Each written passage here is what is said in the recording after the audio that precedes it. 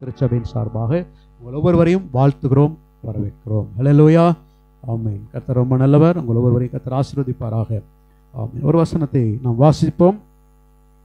சகரியாவின் புஸ்தகம் 4ஆம் அதிகாரம் 6வது வசனத்தை ஒருவர் வாசிக்க கேட்போம். சகரியா 4:6.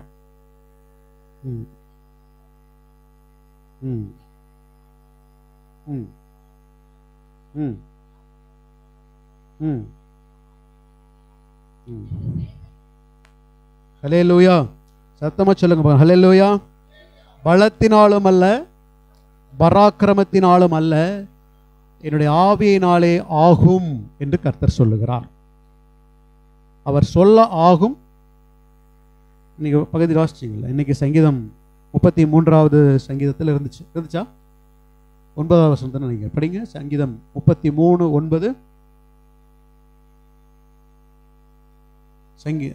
அவர் சொல்ல ஆகும், அவர் கட்டளையிட நிற்கும். ஹல்லேலூயா. ஆமா, ஆவியானவர் என்ன சொல்றாரோ அது அப்படியே ஆகும். விசுவாசிக்கிறீங்களா?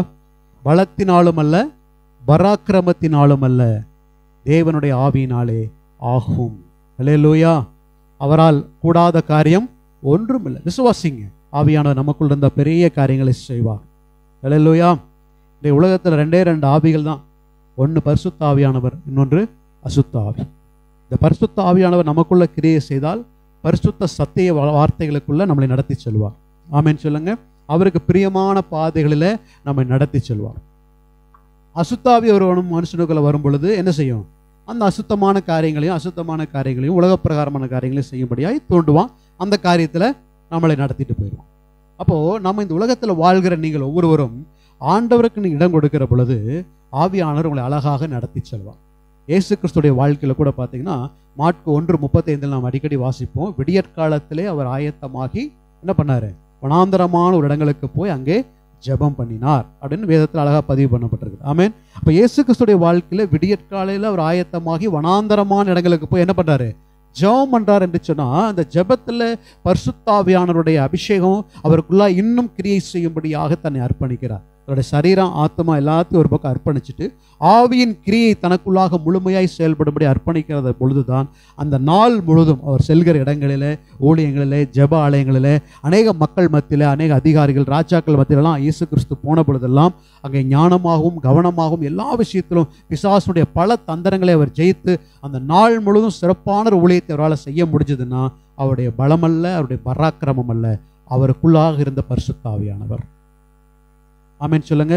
அவர் ஞானஸ்நானம் எடுத்து கரையேறின பொழுதே பரிசுத்த ஆவியானவர் என்ன பண்ணார் சொல்லப்படுறது? புறாவை போல ரூபம் கொண்டு அவர் மீது இறங்கினார்.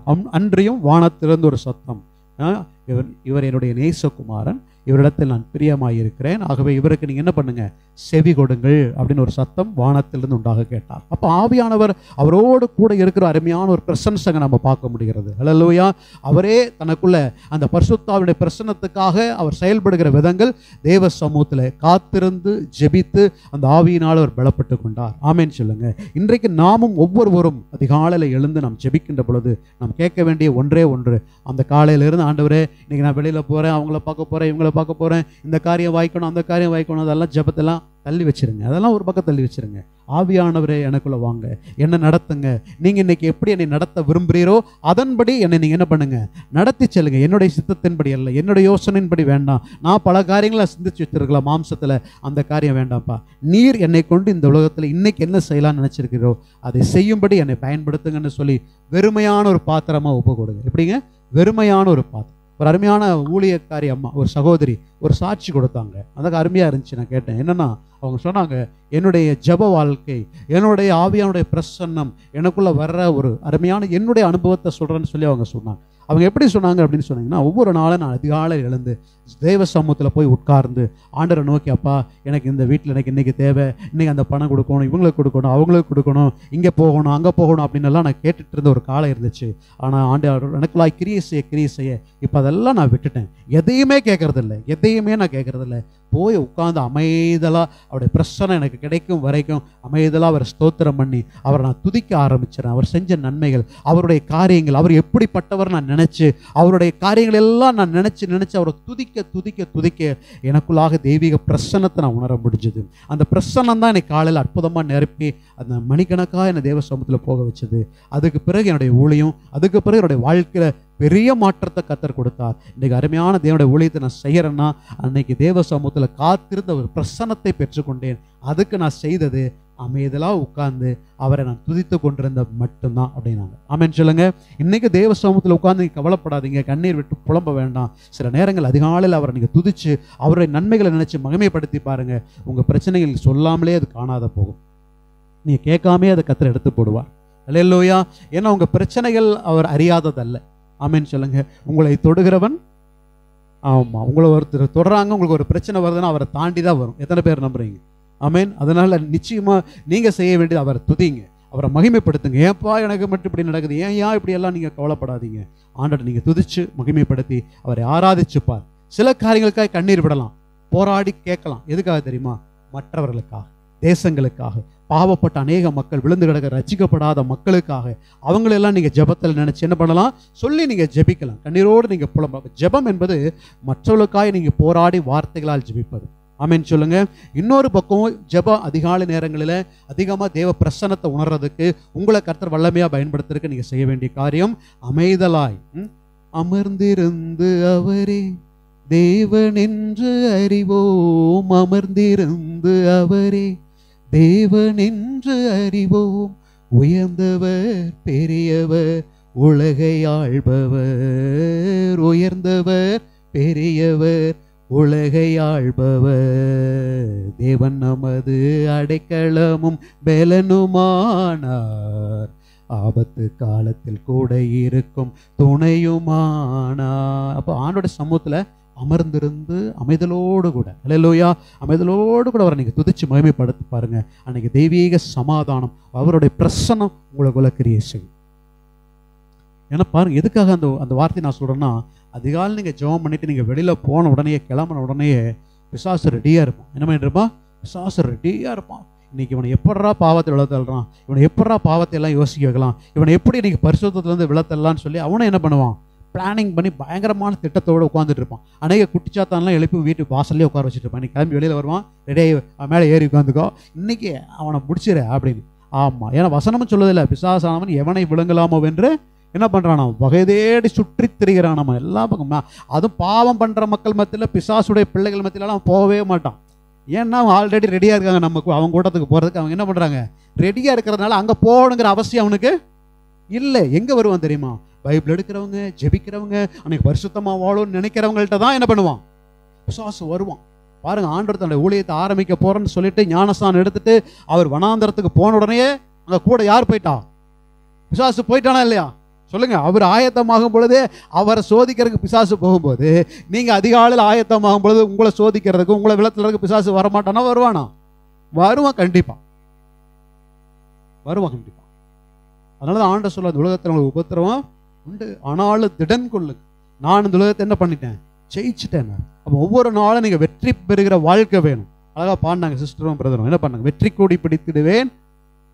எப்போ சண்டை, அந்த சும்மா ஒரு சில நேரங்களில் மட்டும் இல்லை, டெய்லி நமக்கு போராட்டம் இருக்கும் பொழுது டெய்லி நம்ம வெற்றி பெற்றுக்கொண்டே இருக்கணும். ஆமேன்னு சொல்லுங்க. யார்கிட்ட? பிசாசுக்கிட்ட, சாத்தாங்கிட்ட நம்ம என்ன பண்ணிட்டு இருக்கணும்? டெய்லி நம்ம ஜெயிக்கணும். அவன் டெய்லியும் தோத்து வெக்கப்பட்டு போய் கடைசியில் அவமானப்பட்டு இவங்கிட்ட போகிறதே வேஸ்ட்ரா. நம்மளை டெய்லியும் தோக்கடிச்சுட்டே இருக்கான்டா, வேற யார்ட்டையாவது போல வாடா, 2 நாள் கழிச்சு வேணா வரலாம். அப்போ ஏசப்பாட்ட போய் தோத்து போன பிறகு அவன் கொஞ்ச நாள் விலகி இருந்தான். சொல்ல, சில காலம் அவரை விட்டு பிசாசு என்ன பண்ணியிருந்தான்? விலகி இருந்தான். சில காலம் மறுபடியும் வரலான்னு பிளான்ல தான் போவான்.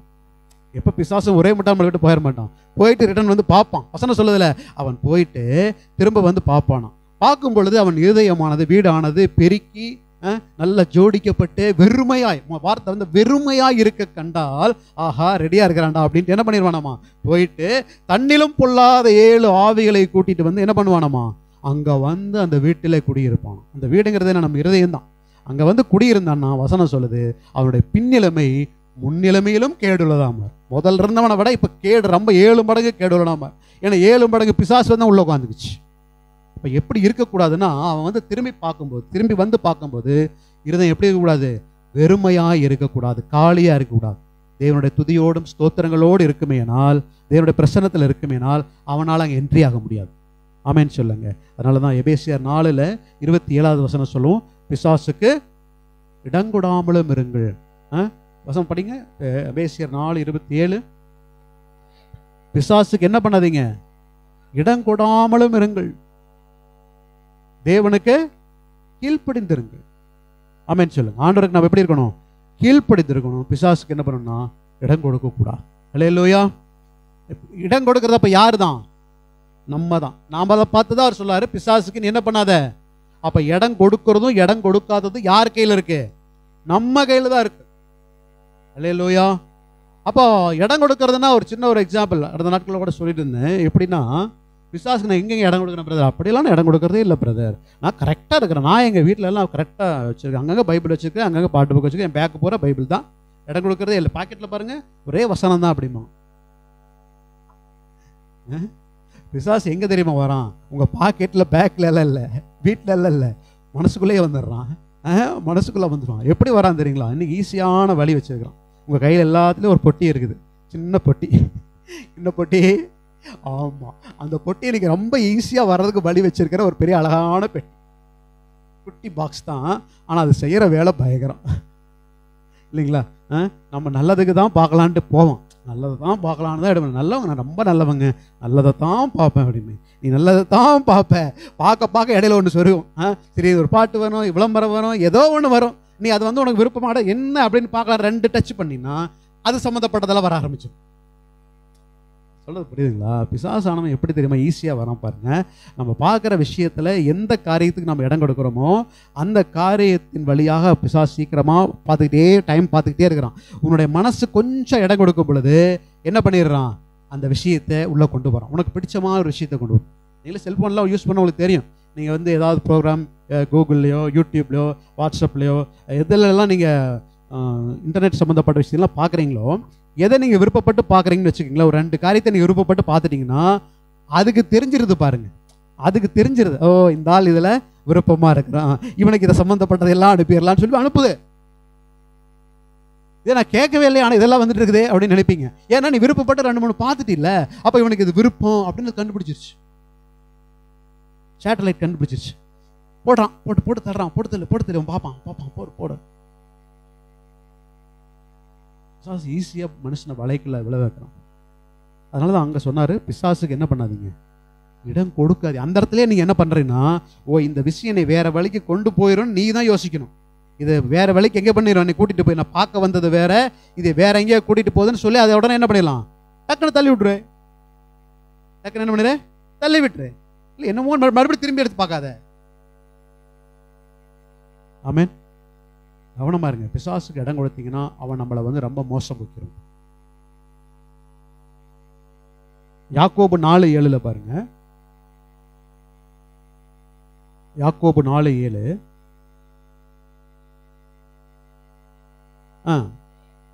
தேவனுக்கு கீழ்ப்படிந்திருங்கள், பிசாசுக்கு எதிர்த்து நில்லுங்கள், அப்பொழுது அவன் உங்களை விட்டு என்ன பண்ணிடுவான், ஓடி போயிடுவான். ஓடிப்போ.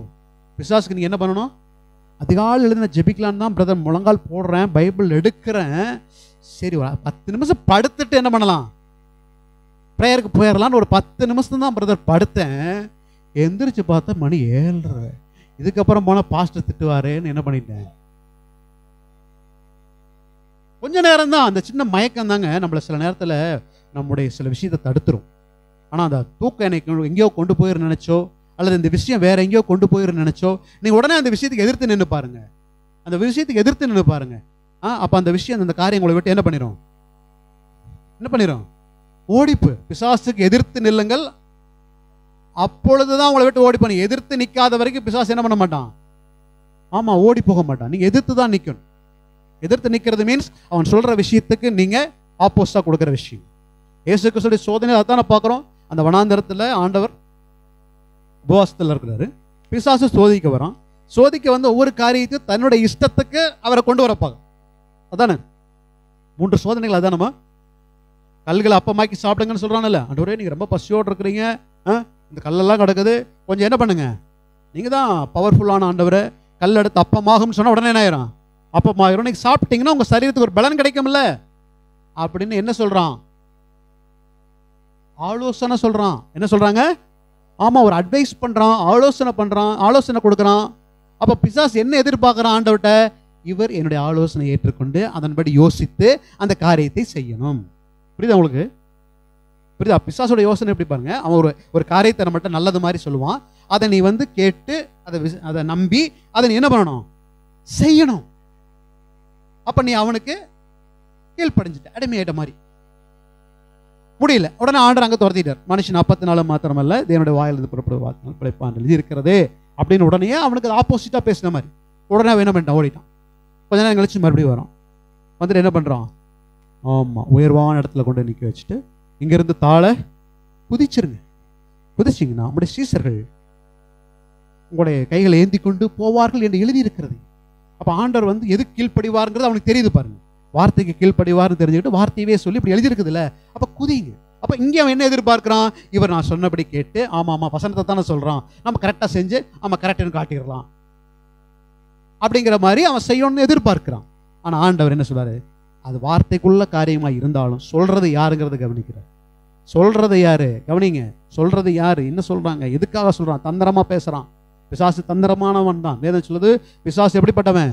தந்திரம் உள்ளவன், தந்திரவாதி, நயவஞ்சகன், ஏமாற்றுக்கார். ஆரம்பத்திலே ஏமாத்திட்டான்ல. யார? நம்ம அம்மாவை, பாட்டிய. எந்த பாட்டிய? ஏவாள் பாட்டி ஏமாத்தினான்ல. என்ன சொல்லி ஏமாத்தினா? அப்படி இப்படி அப்படி சொல்லி சாப்பிட்டீங்கன்னா எப்படி ஆயிடுவ? கண்ணெல்லாம் பளிச்சு பளிச்சுன்னு ஆயிரும். இப்போ எத்தனையோ பேர் கண்ணெல்லாம் லைட் அப்படி அப்படியே அங்கேயும் போயிட்டு இருக்குது, அப்படியே சொருகுது. இப்போ அவங்க அந்த பழத்தை சாப்பிட்டீங்கன்னா தெளிவாயிருவீங்கன்னு பிசாசு சொல்றோம். யாருக்கா அந்த பழம் வேணுமா? வசனமே போதும். ஆமே, கவனிங்க. சொல்லி ஏமாத்தி என்ன பண்ண வச்சுட்டான்? ஆமா, இன்னைக்கும் படாத பாடு பெண்களுடைய வாழ்க்கையில் இன்னைக்கும் படாது. சில நேரத்தில் சில பேர் திட்டுறாங்க, அன்னைக்கு செஞ்ச பாவத்துக்கு அவங்க செஞ்ச தண்டனையை இன்னைக்கு வரைக்கும் அனுபவிக்க வைக்கிறீங்களா ஆண்டவரே, எங்க மேல ஒரு கிருபை காட்ட மாட்டீங்களாப்பா, ஏப்பா இதை நினைச்சு நினைச்சு வேதனைப்பட வைக்கிறீங்க, என்னைக்குதான் தீரும் இந்த பிரச்சனை? என்ன? அப்ப ஆண்டவர் ஒரு பக்கம் அன்புள்ளவர் தான், ஒரு பக்கம் தண்டிக்கிறவர் என்பதையும் அந்த அடையாளத்து மூலமா இன்னைக்கும் காட்டிட்டு இருக்கிறார். அதைத்தான் நான் உணர்ந்தேன். வேதனைப்படுறாங்க, உண்மைதான், தப்பு சொல்லல. அந்த வேதனை நேரம் கஷ்டம்தான், இல்லைன்னு சொல்லல. பிரசவ நேரமும் கஷ்டம்தான், அந்த மென்சஸ் டைமும் கஷ்டம்தான், அந்த வலி கஷ்டம்தான். ஆனா இது ஏன் உணர வைக்கிறாருன்னா, இது வேதத்தினுடைய அடிப்படையில் அங்கேயே பார்க்குறோம். இது தேவன் கொடுத்த ஒரு தண்டனை. மன்னிக்கிறவர் தான். ஏன்னா இதை மன்னிச்சிருக்க முடியாது அவரால். ஆனால் இன்னைக்கும் பாருங்க, காலகாலத்துக்கு அதை பார்க்குறோம். இப்போ பின்னாட்களில் வரதை உணர்த்துறாரு. நான் ஒரு பக்கம் அன்புள்ளவர் தான், தண்டிக்கிறவரும் கூட. அவர் நீதியுள்ளவர், அன்புள்ளவர். ஆமென் சொல்லுங்க. அவர் நீதி செய்கிறார். வர நேரத்தில் தான் நம்ம இருந்துட்டு இருக்கிறோம். அவர் நியாயாதிபதியாய் வருகிற நேரத்தில் நம்ம இருந்துட்டு இருக்கிறோம். சீக்கிரமாக நியாயம் செய்வார். அன்னைக்கு அவர் முன்னால் கரிசனை எல்லாம் கிடைக்காது. அன்பை பார்க்க முடியாது. நீதிபதியத்தை போய் அன்பை பார்க்க முடியாது. நீதிமன்றத்தில் ஒரு அம்மா நின்று இருக்கு, பார்த்துருக்கீங்களா? வாசப்படியில் இல்லை, டேபிள் மேலேயும் இல்லை, அங்கே ஓரத்தில் நிற்க வச்சிருப்பாங்க ஒரு அம்மாவை, சிலைய. நீதி தேவதை. பார்த்துருக்கீங்களா அந்த அம்மாவை? பேசியிருக்கீங்களா யாராவது? அதே சிலைதான் அது. பாருங்க, கையில் என்ன வச்சிருப்பாங்க சொல்ல? கையில் தராசு வச்சிருப்பாங்க. அப்புறம் கண்ணை கட்டி விட்டுருவாங்க. அதுக்கு அர்த்தம் இருக்குது இல்லை? நம்ம தான் கண்ணில் தான் பார்த்தா அடட பாவம், அந்த அம்மா பார்க்கறக்கே பாவமாக இருக்கும், இவனை பார்த்தா தான் அவன் கொடூரமாக இருக்கிறான், அந்த அம்மா ஒன்றும் செஞ்சிருக்காதாட்டுறது, கண்ணில் இதை பார்த்து நம்ம எதாவது நிதானிச்சிருவோன்ட்டு கண்ணை என்ன பண்ணி விட்டுறாங்க. நியாயமாக கேட்டு தராசு மாதிரி நீதி சொல், எந்த பக்கம் உண்மை இருக்குதோ அந்த பக்கம் திருப்பு வழங்கு. கண்ணில் பார்க்கக்கூடாது, காதில் மட்டுங்க. கண்ணால் பார்ப்பதும் தீர விசாரிக்கும். அதான் விசாரணை மன்றம், அதான் நீதிமன்றம். நல்லா 2 பேர்த்தையும் வர வச்சு விசாரிப்பாங்க. இன்னைக்கு உண்மை நடக்குதோ பொய் நடக்குதோ அதெல்லாம் நம்ம அந்த விவாதத்துக்குள்ள போகல. ஆனால் ஆண்டவருடைய நீதிமன்றங்கிறதும் அப்படிதான். கர்த்தர் பார்த்து உன் மேல அன்பு செலுத்துற நேரம் அது இருக்காது, நியாய தீர்ப்பு நேரம். அன்னைக்கு வார்த்தைகள் தான் நியாயம் தீர்க்கின்றார். என்னுடைய வசனங்களே அன்றைக்கு உங்களை என்ன பண்ணும்? நியாயம் தீர்க்கும். அதனால இந்த வசனத்துக்கு கீழ்ப்படிஞ்சா நீங்க போதும். ஆமென் சொல்லுங்க. வார்த்தைக்கு கீழ்ப்படிஞ்சா வார்த்தை உங்களுக்கு ஆறுதல் கொடுக்கும், வார்த்தை உங்களுக்கு விடுதலை பண்ணும். ஆமேன்னு சொல்லுங்க. அதனால பிசாசானவன் சீக்கிரமா வந்து யாரையெல்லாம் தன்னுடைய வலைகளை விழுவைக்கிறதுக்கு யோசனைகளையும் காட்சிகளையும் கொடுத்து அவனுடைய வலைகளிலே கொண்டு போக அவன் அநேக பிரயாசப்படுகிறான். முக்கியமாக இன்றைக்கி உங்கள் கையில் இருக்கிற செல்ஃபோன்ஸ் மூலமாகவும் அநேக தீய நண்பர்களுடைய ஆலோசனைகள் மூலமாகவும் இது நல்லது அப்படின்னெல்லாம் உங்களுக்கு காட்டி உங்களை சில நேரத்தில் அவனுடைய யோசனைகளுக்குள்ளே விளைவிச்சு அவனுடைய ஆளுகைகளை கொண்டு வர பார்க்குறான். அதனால தான் வசனம் சொல்லுது, தேவனுக்கு கீழ்ப்படிந்திருங்கள், பிசாசுக்கு எதிர்த்து நில்லுங்கள், அப்பொழுது அவன் உங்களை விட்டு என்ன பண்ணிடுவான், ஓடிப்போம். ஆண்டவர் மேலிருந்து குதிக்க சொன்ன பொழுதும் அவர் எதிர்த்து பேசினார், போயிட்டு. மூன்றாவதாக என்ன பண்ணிட்டான், உயர்ந்த இடத்துல கொண்டு போய் நிற்க வச்சு அதே மாதிரி உலகத்தினுடைய சகல ராஜ்யத்தை என்ன பண்ணானா ஒரு நிமிஷத்திலே காட்டி, இதெல்லாம் எனக்கு கொடுக்கப்பட்டிருக்கிறது, நீர் என்னை தாழ விழுந்து பணிந்து கொண்டால் இதெல்லாம் உமக்கு கொடுக்குறாங்கிறான். அந்த அதிகாரத்தை கொடுக்குறான். அப்பாலே இப்போ சாத்தானே, உன் தேவனாய கர்த்தரை பரீட்சை பாராதிருப்பேன்னு சொல்லிட்டு அப்போ ஆண்டவர் எதிர்த்தார். பார்த்து நல்லா புரிஞ்சுக்குங்க. இந்த விஷயத்தை எதுக்காக திரும்ப சொல்றோம்னா, பிசாசு யோசனைகளும் சில காரியங்களை கொண்டு வந்து அவனுடைய காரியத்தை எண்ணங்களை நமக்குள்ள செய்ய வைக்க பார்ப்பான். நிறைய விஷயம் இன்னைக்கு இருக்கு. அதனால நீங்க என்ன பண்றீங்கன்னா, அவனுடைய விஷயத்துக்கு நீங்க இடம் கொடுக்காது, உடனடியாக அதை டெலிட் பண்ணுங்க, உடனடியாக அவனை எதிர்த்து நின்றுங்க. அது வேண்டான்னு ஒமிட் பண்ணீங்கன்னா நீங்க என்ன பண்றீங்க, தேவனுக்கு கீழ்ப்படியறதா மாறுது. ஆமேன். இப்போ தேவனுக்கு கீழ்ப்படிய கீழ்ப்படிய கீழ்ப்படிய கீழ்ப்படிய தேவன் சம்பந்தப்பட்ட விஷயங்கள்லாம் உங்களுக்குள்ள வரும். அப்ப நீங்க செய்யற விஷயங்கள்லாம் எப்படி இருக்குன்னா, நல்ல நல்ல காரியங்களா இருக்கும். பிசாசுக்கு இடம் கொடுத்த உடனே என்னென்னலாம் வரும்னு சொன்னேன், கெட்ட கெட்ட காரியமா வந்து உங்களுக்கு கெட்ட விலையில கெட்ட யோசனைகளும் கொண்டு போயிட்டே இருக்கும். ஆச்சா, அது வேண்டாம். இப்போ நீங்க எதுக்கு இடம் கொடுத்துருங்க, தேவனுக்கு கீழ்ப்படிஞ்சு ஆண்டுடைய வசனங்கள் ஆண்டுடைய வார்த்தைகள் இடம் கொடுக்க கொடுக்க நீங்க வெறுமையா இருக்க மாட்டேங்க. அதாவது நான் லெஸரா இருக்கேன், அதாவது நான் ஓய்வா இருக்கேன், எனக்கு இப்போ டைம் ஃப்ரீயா இருக்கு, கொஞ்சம் நேரம் எடுத்து அந்த போனை பார்க்கலான்னு எடுக்கிறீங்க பார்த்தீங்க, அந்த லெஸர் டைம் தான் அந்த வெறுமையின் நேரம். அந்த வெறுமையின் நேரத்தை தான் அவன் பயன்படுத்துறான். ஆனால் அந்த வெறுமையின் நேரத்தை, இந்த லெஸர் டைம் ஓய்வு நேரத்தை கர்த்தருக்காக கொடுங்க. கர்த்தருக்குன்னு பயன்படுத்தி ஒரு பாட்டு பாடுங்க, ஒரு பாட்டு கேளுங்க, ஒரு பைபிள் எடுத்து வசனம் படிங்க, தேசங்களுக்கு ஏதோ ஒன்று ஜெபம் பண்ணுங்க, உங்கள் குடும்பத்தில் சில காரியத்துக்காக நீங்கள் ஜெபம் பண்ணுங்க. அந்த ஆவிக்குரிய விஷயமா நீங்கள் அதை மாற்றிடுங்க. மாற்றிட்டீங்கன்னா கண்டிப்பாக ஆவியானவங்களுக்குள்ள கிரியை செய்வார். ஆவியானவர் கிரியை செய்யும் பொழுது பிசாசுக்கு என்ன கிடையாது, இது வந்து ஒரு நாள் 2 நாள் அரை மணி நேரம் ஏதோ ஒரு செய்கிற விஷயம் இல்லை. இது உங்கள் வாழ்க்கையில் நீங்கள் பழக்கப்படுத்தி கொள்ள வேண்டும். ஆமென் சொல்லுங்க. வாழ்க்கையில் நீங்கள் பழக்கப்படுத்தல தான் நீங்கள் கிறிஸ்துவுக்குள்ள ஆவிக்குள்ள நீங்கள் வளர முடியும். ஆமென் சொல்லு. இந்த வளர்ச்சியை தான் கர்த்தர் நம்ம இடத்துல எதிர்பார்க்கிறார். ஆவிக்குரிய வளர்ச்சியை தான் கர்த்தர் நம்ம என்ன பண்றாரு, எதிர்பார்க்கிறார். அதனால ஆண்டவருக்குள்ள நீங்க வளருவதற்கு நீங்க உங்க வாழ்க்கையில நடக்கிற ஒவ்வொரு விஷயத்திலும் இது நான் ஆண்டவருக்கு இடம் கொடுக்கிற விஷயமா அல்லது பிசாசுனுடைய காரியமா, இது மாம்சத்துக்குரிய காரியமா ஆவிக்குரிய காரியமானு ஒவ்வொரு செயலும் நீங்க செய்யற செயல்பாட்டையே நீங்க யோசிச்சு பாருங்க. ஈவன் நீங்க செயல்படுற உங்க வீட்டினுடைய வேலைகளை திடீர்னு ஒரு டென்ஷன் ஆகுது, திடீர்னு ஒரு கோபம் வருது, திடீர்னு வாயில கோபம் வந்து ஒரு வார்த்தை புறப்படுது, உடனே உங்களை நீங்க யோசிங்க, ஐயோ இது யாருடைய விஷயம், இது நானா பேசுறேன்னா எனக்குள்ள வந்த கிரியைகள், இது ஏதாவது அசுத்தா பிசாசனுடைய கிரியைகளா என்ன பேச வைக்குதா, கோவப்படுத்துதா அப்படின்னு நீங்க பாருங்க. உடனே அது வந்து இந்த விஷயம் இப்படியே கண்டினியூ ஆச்சுன்னா இது வேற மாதிரி போகும். கோவப்படுவேன், சண்டை போடுவேன், கெட்ட வார்த்தையில பேசுவேன், அவர் மனசு சங்கடப்பட்டு போவேன், இது பிசாசு சந்தோஷமாயிரும். இப்பவே நான் என்ன பண்ணணும், இந்த கோவத்தை நான் எடுத்துடணும், இப்போ நான் அந்த டென்ஷன் ஆகிற விஷயத்தை குறைச்சிடணும், அந்த மைண்ட்ல இருந்து நான் வெளியில வரணும்னு சொல்லி உங்களை நீங்க அந்த இடத்துல இருந்து மாத்திக்கிங்க. அந்த இடத்துல இருந்து கொஞ்சம் தள்ளி வந்துருங்க, இல்லையா அமைதியில் உட்காந்துருங்க, இல்லை வேற ஏதாவது காட்சிக்கு போயிருங்க. இடம் கொடுத்தீங்கன்னு வச்சுக்கோங்க, அது கண்டினியூட்டியா உங்களை அந்த பிசாசுடைய ஆளுகைக்குள்ள கொண்டு போயிடும்.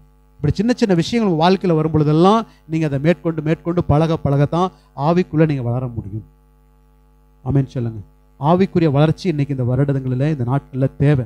அதனால தான் பலத்தினாலும் அல்ல பராக்கிரமத்தினாலும் அல்ல, தேவனுடைய ஆவியினாலே எல்லாம் வாழ்க்கையில் எல்லாம் நடக்கணும். ஆவியானவர் உனக்குள்ள இருந்தா கண்டிப்பா அந்த நாள் முழுவதும் அவனை சாட்சியா நடத்துவார், பரிசுத்தமா நடத்துவார். அவர் எதிர்பார்க்கிற கிருபைகளை அவனுக்கு கொடுப்பார். நம்புறீங்களா? நம்பலையா? அதனால நான் சொன்னேன், ஆண்டவர் ஒவ்வொரு நாள் அதிகாலையில் எழுந்து என்ன பண்ணாரு, ஜெபம் பண்ணாரு. அந்த ஜெபம் அவர் ஆவியில நிரப்பினது. அவர் ஆவியோடு கூட அவர் கிருபையாய் வழி நடத்தப்பட்டார். அது மட்டுமல்ல, ரோமர் 8ஆம் அதிகாரம் சொல்லுது. ரோமர் 8ஆம் அதிகாரத்துல ரோமர் 8ல் நீ வாசிச்சு பாருங்க. ரோமர் புஸ்தகம் 8ஆம் அதிகாரம் 26வது வசனம். அந்தப்படி ஆவியானவர் நமது பலவீனங்களில் நமக்கு உதவி செய்கிறார். நாம் ஏற்றபடி வேண்டிக் கொள்ள வேண்டியது என்னதென்று அறியாதிருக்கிறபடியினால் ஆவியானவர் தாமே வாக்கு கடங்காத பெருமூச்சுகளோடு நமக்காக என்ன பண்றாருங்க, வேண்டுதல் செய்கிறார். அல்லேலூயா.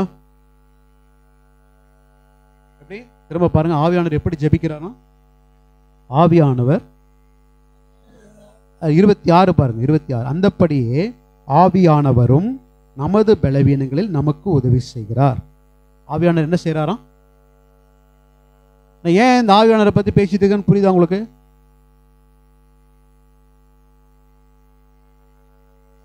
இன்னைக்கு யாருடைய ஆளுகைக்குள்ள நாம் இருக்கிறோம்? இன்றைய காலகட்டத்தில் பரிசுத்த ஆவியானவருடைய காலம்.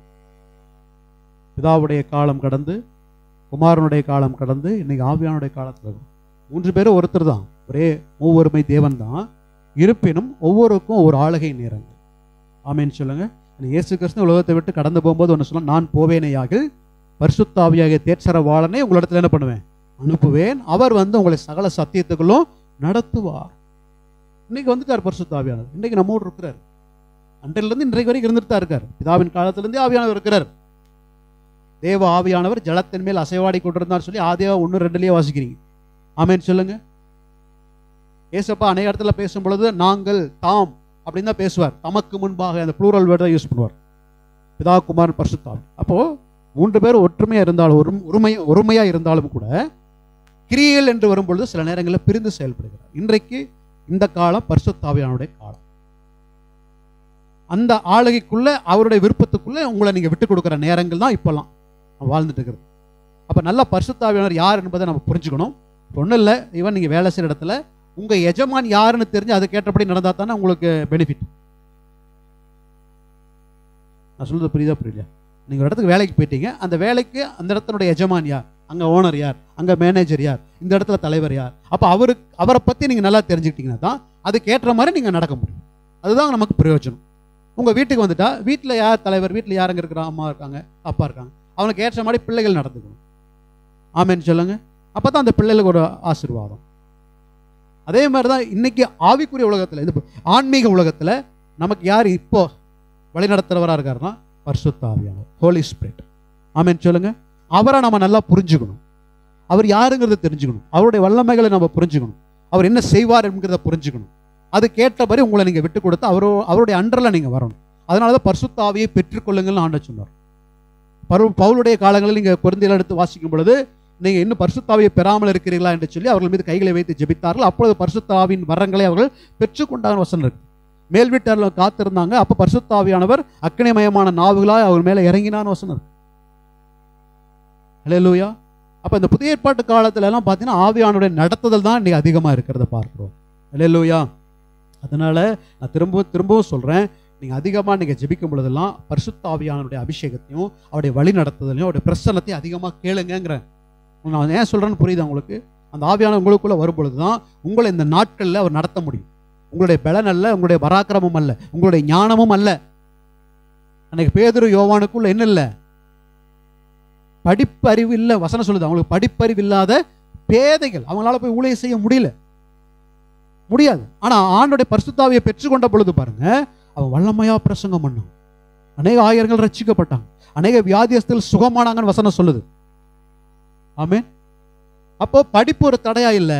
ஆவியானவர் கிரியை செய்யும் பொழுது அது ஒரு சரீரம் தான். ஆனா கர்த்தர் அதை வல்லமையா எடுத்து பயன்படுத்துறார். நாம ஒரு ஊடகமா இருக்க போறோம், அவ்வளவுதான். ஹல்லேலூயா சொல்லுங்க. நாதா உம் திருக்கரத்தில் இசை கருவிதான் நான், நாள்தோறும் பயன்படுத்தும் முந்தன் சித்தம் போல். அப்ப பயன்படுத்துற பரிசுத்த ஆவியானவர் நமக்குள்ள வரணும். ஹல்லேலூயா சொல்லுங்க பார்க்கலாம். நம்ம ஒரு கருவி எவ்வளவு விலை உயர்ந்த ஒரு இசைக்கருவி நான் வாங்கி இந்த இடத்துல வச்சாலும் கூட அதை நேர்த்தியா வாசிக்கிறவங்க ஒருத்தர் இல்லைன்னா அந்த இசைக்கருவிக்கு பிரயோஜனமே கிடையாது. ஆமா தானே? சொல்லுங்க பார்க்கலாம். ஆனா அதை நேர்த்தியா வாசிக்க தெரிஞ்ச ஒருத்தர் வாசிச்சாதான் அந்த இசைக்கருவியினுடைய மகிமை அது வெளியில, டே அப்பா இதுல இவ்வளவு இசையெல்லாம் இருக்குதா அப்படின்னு நம்ம ஆச்சரியப்படுகிறோம். அதே மாதிரிதான் எத்தனை பேர் நம்புறீங்க நம்முடைய சரீரம் விசேஷமானது? நீங்கள் நானும் ஒண்ணுமே இல்லைன்னு நினைச்சிடாதீங்க. நீங்க மிக உயர்ந்த பணக்காரங்களும் இருக்கிறாங்க, மிக உயர்ந்த ஞானிகளும் இருக்கிறாங்க. எல்லாருக்கும் நம்மள மாதிரி சரீரம் தான். ஆமா தானே? அவன் பயங்கர கோடீஸ்வரன்டா, 17 தலை இருக்குது, கை பாரு, அவன் பின்னாடி 3 இருக்குது, இங்க 3 இருக்குது, அடே கால் பாரு, இங்கேயும் ஓடுறான் அங்கேயும் ஓடுறான், கண்ணு பாரு, ஒரு கண்ணு தூங்குது ஒரு கண்ணு முடிச்சுட்டு வேலை செய்யுது. இப்படி எல்லாம் இருக்கா? அப்படியேதான் இருக்குதா கோடீஸ்வரனுக்கு? பெரிய கம்பெனியுடைய சிஇஓ எல்லாம் இருக்காங்க. சுந்தர் பிச்சைன்னு வச்சுங்க, கூகுள் சிஇஓ. அவருக்கு என்ன வெவ்வேறு மாதிரி இருக்குதா உடல் சரீரத்தினுடைய அமைப்பெல்லாம்? யார் மாதிரி தான் இருக்காங்க? எல்லாருமே ஈவன் சாதாரண எளிய ஒரு பைத்தியக்காரனை கூட வச்சுக்கோங்க, அவனும் எப்படி தான் இருக்கிறான்? நம்மள மாதிரி தான். அவங்களும் நம்மள மாதிரி தான் இருக்கிறாங்க, இவங்களும் நம்மள மாதிரி தான் இருக்கிறாங்க. இல்லையா? இதில் மாற்றம்லாம் கிடையாது. சரீரமெல்லாம் ஒரே மாதிரி தான். ஆனால் ஒன்று தெரிஞ்சுக்குங்க, இந்த சரீரம் எங்கே போகுதோ அதுக்கு ஏற்ற மாதிரி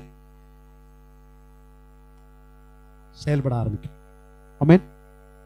இது வெறுமையான சரீரம் தான், இது மண்பாண்டம் தான், இது மண்ணு தான். இந்த மண்ணை ஆண்டட்ட ஒப்பு கொடுத்து பாருங்க, பரிசுத்தனுடைய ஆளுகைக்குள் விட்டு கொடுத்து பாருங்க, இந்த சரீரம் எவ்வளவு கனமுள்ளதான் மாறுதுன்னு பாருங்க. இப்ப நம்முடைய ஞானத்திலே நம்முடைய அண்டர்ல இருக்கிறதுனால தான் ஏதோ ஒரு கண்ட்ரோல் இருந்துட்டு இருக்கோம். இந்த கண்ட்ரோல் எல்லாம் விட்டுட்டு தேவ சமூகத்தில் உங்களை ஒப்பு கொடுத்து பாருங்க, அவர் உங்களை நடத்துற விதம் வித்தியாசமா இருக்கும். சங்கீதத்தில் 29வது சங்கீதம்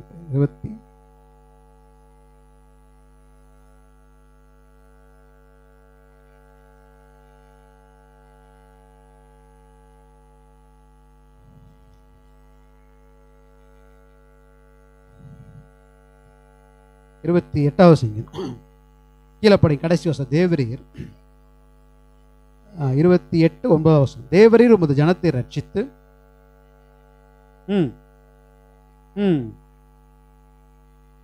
அவர்களை போஷித்து அவர்களை என்னென்றைக்கு என்ன பண்ணுங்க. அப்ப கர்த்தருடைய காரியம் என்னன்னா, ஒரு மனிதனை உயர்த்தி கனப்படுத்தி ஆசீர்வாதமா இருக்கிறத பார்க்கறது தான் அவருக்கு ஒரு சந்தோஷம். ஒரு பெற்றோருக்கு தன் பிள்ளைகள் எப்படி இருக்கிறது சந்தோஷம்? ஞானமா, நல்லா, சந்தோஷமா உயர்ந்திருக்கணும். எல்லா பெற்றோரும் தன் பிள்ளைகளை குறித்து ஆசைப்படுறோம். ஆமேன் சொல்லுங்க, ஆமேன் சொல்லுங்க. நார்மலா இருக்கிற நமக்கே அந்த ஆசை இருக்கும்போது, நமக்காய் பாடுபட்டு உயிர் கொடுத்த ஆண்டவருக்கு தன் பிள்ளைகள் எவ்வளோ சந்தோஷமா மகிழ்ச்சியா உயர்ந்திருக்கணும்னு ஆசைப்பட்டதில் ஒன்றும் தப்பு இல்லையே. ஆமேன் சொல்லுங்க.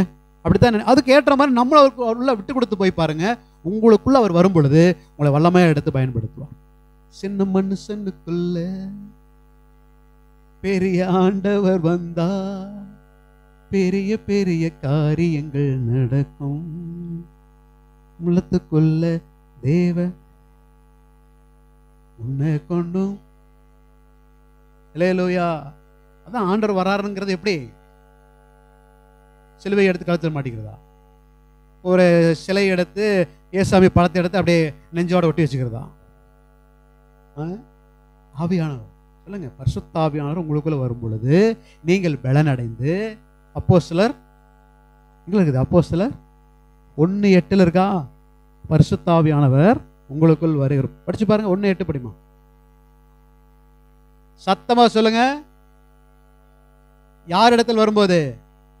யாரோ ஒரு இடத்துல அல்ல. இப்ப யார் இடத்துல அவர் வர ஆயத்தமா இருக்காரு? சொல்லுங்க. Very good. யார் இடத்துல வர ஆயத்தமா இருக்காரு? நம்ம எல்லார் இடத்துல வர ஆயத்தமா இருக்கு. கேட்டீங்கன்னா கொடுப்பேன்ட்டாரு. பரிசுத்த ஆவியை கேட்டால் நான் கொடுப்பது அதிக நிச்சயம் அல்லவா? அல்லேலூயா.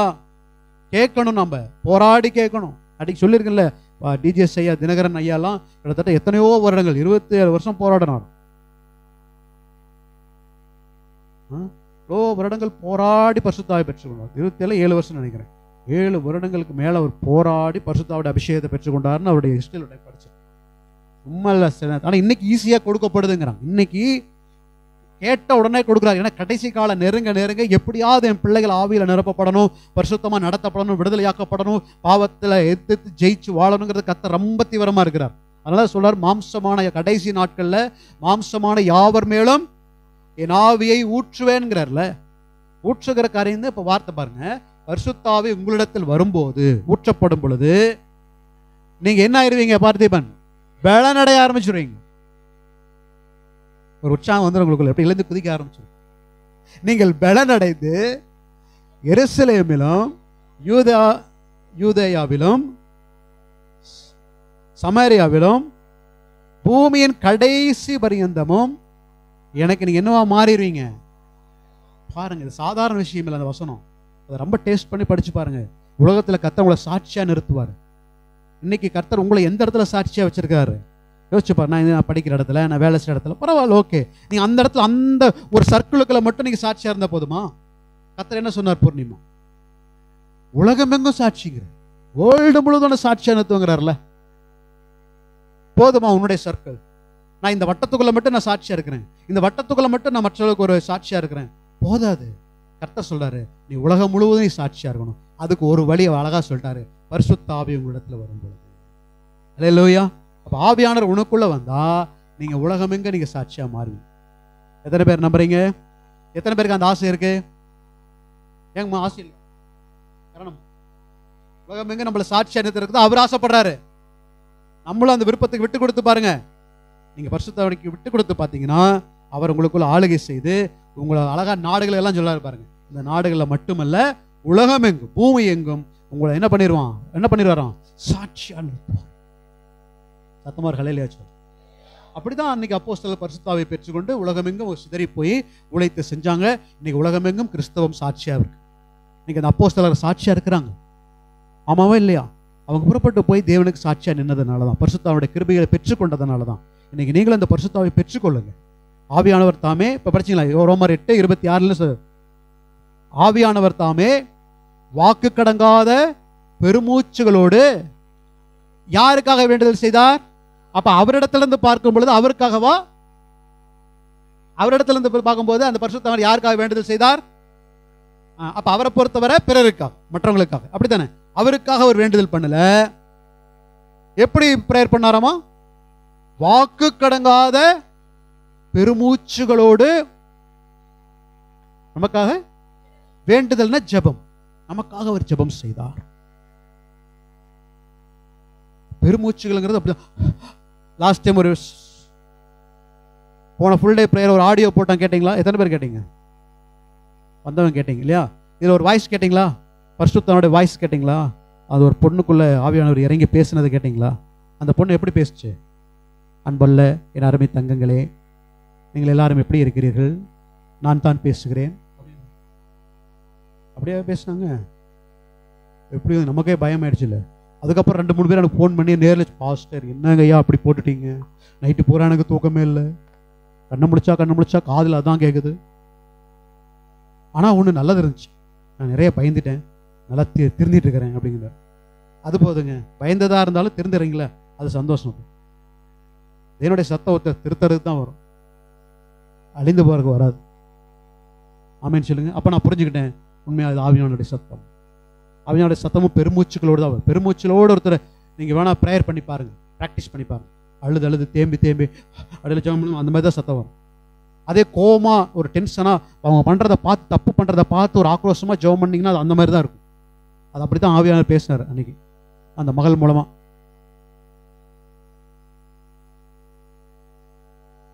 நிறைய பேர் யோசிக்கிறாங்க, என்னமோ பாஸ்டர் சொல்கிறார். ஏன்னா டைம் இருந்தால் ப்ரேயர் முடிஞ்சால் போட்டு காட்டுறேன், ஒரு 10 நிமிஷம் உட்காந்து கேட்டுப்போங்க, ஒரு 4 நிமிஷமா 5 நிமிஷமா தான். ஆமேன். கேட்கணும், அந்த சத்தத்தையெல்லாம் நம்ம கேட்கணும். ஆவியானவர் தாமே வாக்கு கடங்காத பெருமூச்சுகளோடு நமக்காக என்ன பண்றாராம்? வேண்டுதல் செய்கிறார். அதுல கீழே 31 இனி டக்குன்னு சொல்லிச்சுமா 32 படி 8:32 ரோமர் 8:32.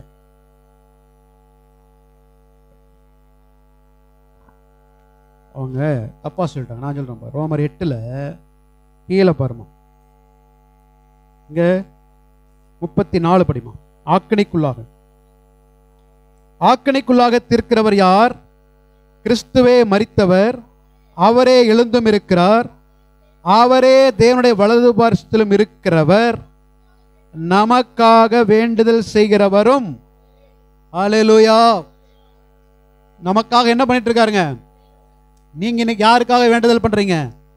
எனக்காக ஜெபிக்கிறக்கே டைம் பத்தல பாஸ்டர், நீ மற்றவங்களுக்காக இங்க போய் ஜெபம் பண்றது, கம்முன்னு இருங்க நீங்க.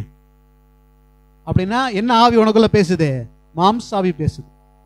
ஆவியானவர் உனக்குள்ள இருந்தா, ஆமாங்க நான் எனக்காக ஜெபிக்கிறதே இல்லைங்க, அவங்களுக்காக இவங்களுக்காக, இதைத்தான் மனசுல வந்துட்டே இருக்குது. அப்ப ஆவியானதான் உனக்குள்ள கிரியை செய்வார். அப்ப எதுக்காக நீங்க கிரியை செய்ய கொடுக்குறீங்கன்னு உங்களுக்கே தெரியும், நான் சொல்ல வேண்டிய அவசியம் இல்லை. சரியா? அதனால உங்க பிரச்சனைக்காக ஜெபம் பண்றதெல்லாம் என்ன பண்ணிருங்க, குறைச்சிக்குங்க. ஜெபம் பண்ண வேண்டான்னு சொல்ல, குறைச்சிக்குங்க. எவ்வளவு கூட குறைக்க முடியும் குறைச்சிக்கிட்டு அதிகமா தேசங்களுக்காய், ஜனங்களுக்காய், இன்னைக்கு திருந்துற ஜனங்களுக்கு அப்படிப்பட்ட ஆத்ம பாரத்தோட கண்ணீரோட ஜெபம் பண்ணுங்க. உங்க சிறையிருப்பை கர்த்தர் மாத்தும். யோபு பத்தி அழகா சொல்லியிருக்காருல்ல, யோபு தன் சிநேகிதருக்காய் ஜெபித்த பொழுது கர்த்தர் அவனுடைய சிறையிருப்பை என்ன பண்ணிட்டாராம்? மாற்றிட்டார். அவனுக்காக அவன் ஜெபம் பண்ணல. யாருக்காக ஜெபம் பண்ணார்? பால் பிரதர். பால் அப்படிதான் பிரேயர் பண்ணார். பாலா பிரேயர் பண்ணார்? யோபு. ஆமே. அப்ப நம்முடைய ஜெபம் பிறருக்காக இருக்கும் பொழுது கர்த்தர் நம்முடைய போராட்டங்களை எல்லாம் மாற்றுவார். ஆனா ஆவியானவருடைய சிந்தை அது. ஆவியானுடைய சிந்தை என்ன? மற்றவங்களுக்காக வாக்கு கடங்காத பெருமூச்சலோடு ஜெபம் பண்றதும், நமக்காக வலது பரிசத்துல என்ன பண்றாராம்? பரிந்து பேசுறாரு. என் பிள்ளை தாங்க. நெக்ஸ்ட் டைம் எப்படி அந்த மரத்தை வெட்டும் போது, அந்த கோடாரி மரத்துக்கு வெட்டும் போது சொன்னார்ல, தோட்டக்காரன் சொன்னான்ல, ஐயா ஐயா அது இந்த வருஷமும் இருக்கட்டும், நான் கொத்தி என்ன பண்றேன்? எரு போடுறேன், கனி கொடுத்தால் சரி, கொடா விட்டால் என்ன பண்ணிடலாம்? வெட்டி போட்டலாம் அப்படிங்கிறாருல. அப்போ இதான் பரிந்து பேசுறது. இப்ப நம்ம அழிக்கிறதுக்கு சங்கார தூதனுக்கே சில நேரத்தில் வருவான். ஆவியானவர் நமக்காக ஜெபம் பண்ணுவார்.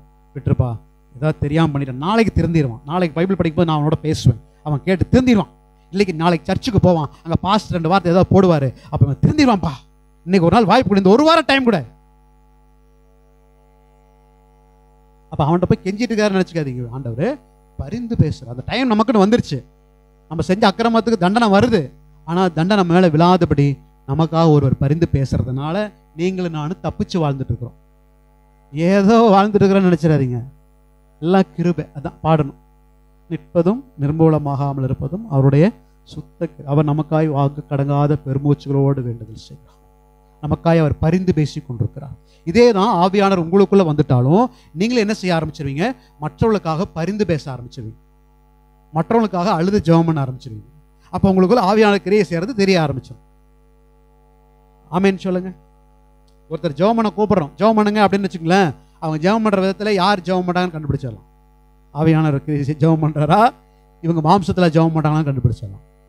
இப்போ நான் சொல்றது உங்களுக்கு புரியுதா? டேஸ்ட் புரியுதா? ஆமேன். இப்படி உங்க ஜெபம் கூட மாம்சத்துல இருந்தா மாத்திக்கிங்க. அல்லேலூயா. ஏன்னா ஆவியானவர் சிந்தை தான் நமக்குள்ள இருக்கும். பிலிப்பியர் 2:5 சொல்லுது, கிறிஸ்து இயேசுவில் இருந்த சிந்தையே உங்களிலும் இருக்க கடவுள். உங்களுக்குள்ள ஆவியானோட சிந்தை தான் இருக்கு. ஆவியினால நீங்கள் நடத்தப்படுவீர்களானால் நீங்கள் பாக்கியவான். மாம்சத்தின்படி நம்ம நடக்க வேண்டாம். இந்த கடைசி நாட்கள் அதிகமா ஆவிக்குள்ள நடத்தப்பட ஒப்பு கொடுங்க. அந்த ஆவிக்குள்ள நடத்தப்படுறது எதை பேஸ் பண்ணி இருக்குன்னா அவ்வளவுதான். அல்லேலூயா சொல்லுங்க. ஆவியானவர் அவர் என்ன சொந்தமா வித்தியாசமால செய்ய மாட்டாரு. இங்க இருக்கிறத அவனுக்குள்ள ஞாபகப்படுத்துவார்.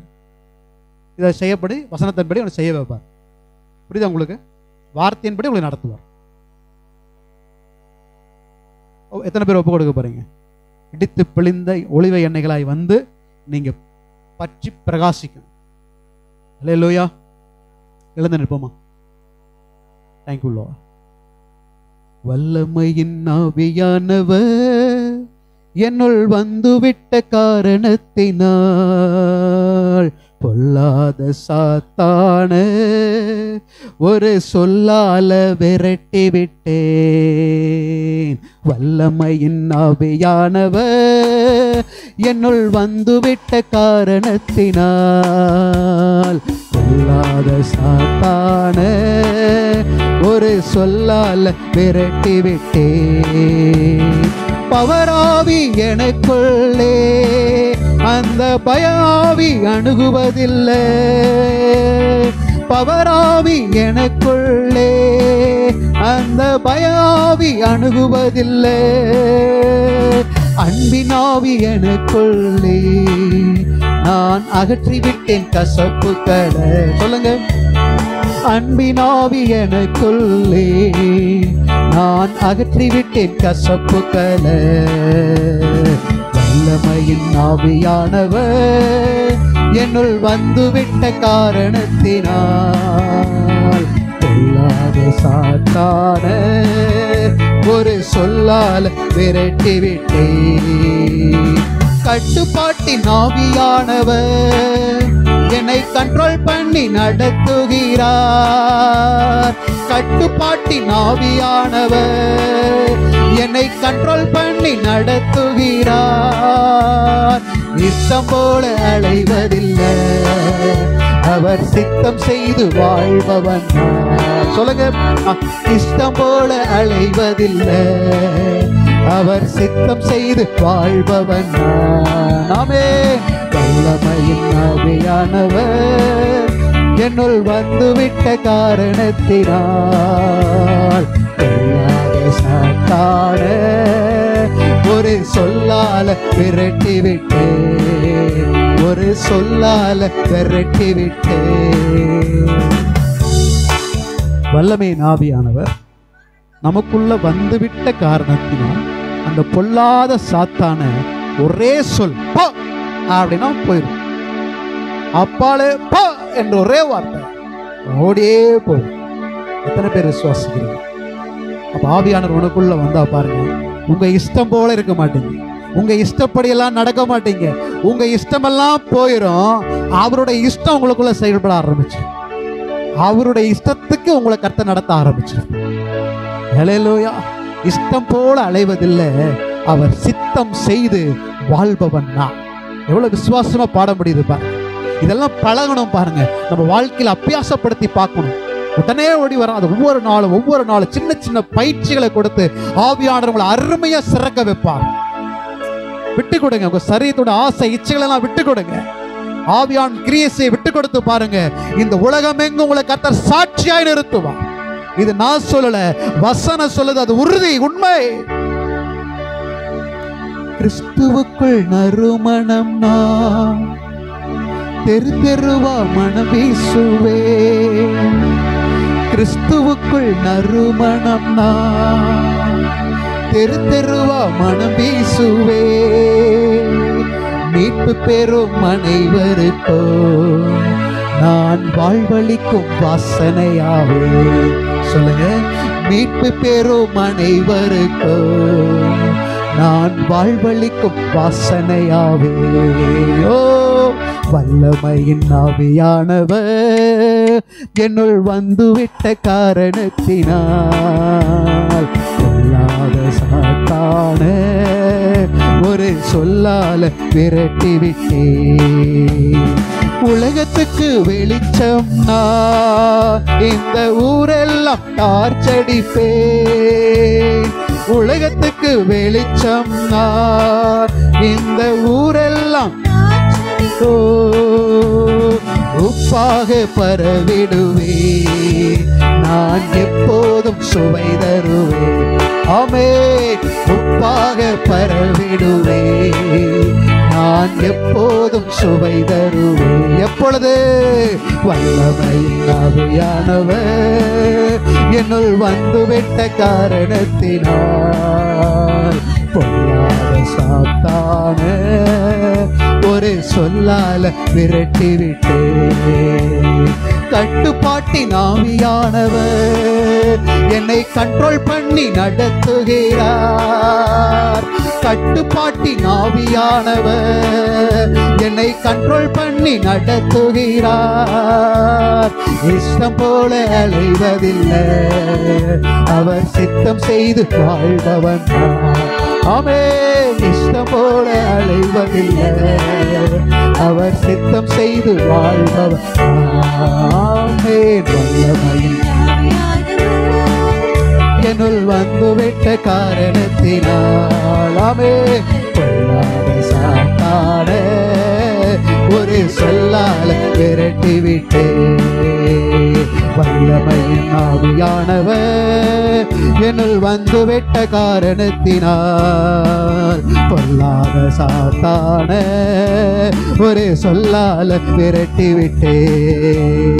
வல்லமையின் ஆவியானவர் என்னுள் வந்துவிட்ட காரணத்தினால் பொல்லாத சாத்தான ஒரு சொல்லால விரட்டி விட்டே. ஒரு சொல்லால விரட்டி விட்டே. நன்றி ஆவியானவர். இன்றைக்கும் சில நேரங்களில் பிசாசானவன் நம்மை ஆளுகை செய்யும்படியாய் விழத்தள்ளும்படியாய் பல தந்திரங்களோடு வருவானேயானால் கர்த்தருடைய பிள்ளைகளே நன்றாய் அறிந்து கொள்ளுங்கள், இது யாருடைய கிரியை, யார் இந்த ஆலோசனை கொடுப்பது, யார் இதை நம்ம இடத்துல பேசுவது, யார் இந்த கிரியை எனக்குள் கொண்டு வருவது, யார் இதை பார்க்க வைப்பது என்பதை நீங்கள் புரிந்து கொள்ளுங்கள்.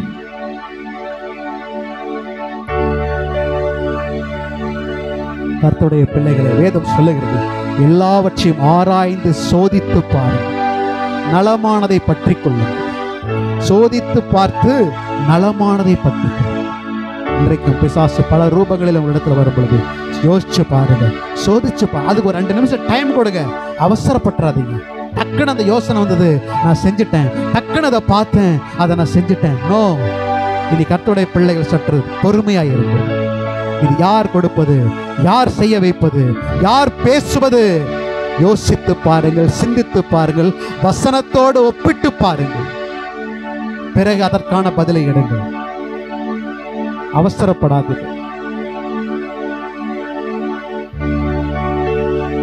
நன்றி ஆண்டவரே. குழப்பங்களும் பிரச்சனைகளும் வருகிற பொழுதெல்லாம் நீங்கள் அமர்ந்திருந்து அமைதலா இருங்க. அமர்ந்திருந்தீங்கனாலே ஆவியானவர்களை வழிநடத்த ஆரம்பிச்சிருவோம். நீங்க அடுத்து என்ன செய்யணுங்கிறத உனக்கு சொல்லித் தருவோம். அவர்தான் சொல்லியிருக்காருல்ல சங்கீதம் 32:8, நான் உனக்கு போதிப்பேன், நீ நடக்க வேண்டிய வழி உனக்கு காட்டுவேன், உன் கண்மையில் என் கண் வைத்து உனக்கு ஆலோசனை செய். நீங்க அமைதலா இருந்தீங்கன்னா தான் அவர் ஆலோசனை சொல்லுவார். நீங்க ஒரு சில இடத்துல போயிட்டு ஆலோசனை கேட்கறீங்கன்னு வச்சுக்கோங்களேன், கேட்ட உடனே டக்குனு பதில் சொல்லி அனுப்பிச்சிட மாட்டாங்க. ஒரு நிமிஷம் உட்காருங்க, அமைதலா ஒரு 10 நிமிஷம் உட்காருங்க, என்ன பிரச்சனை சொல்லுங்க, கேட்டுட்டு அவங்களும் ஒரு 2 நிமிஷம் யோசனை பண்ணி பதில் கொடுப்பாங்க. காத்திருந்து பெற்றுக்கொள்றதுல ஒரு ஆசீர்வாதம் இருக்கு.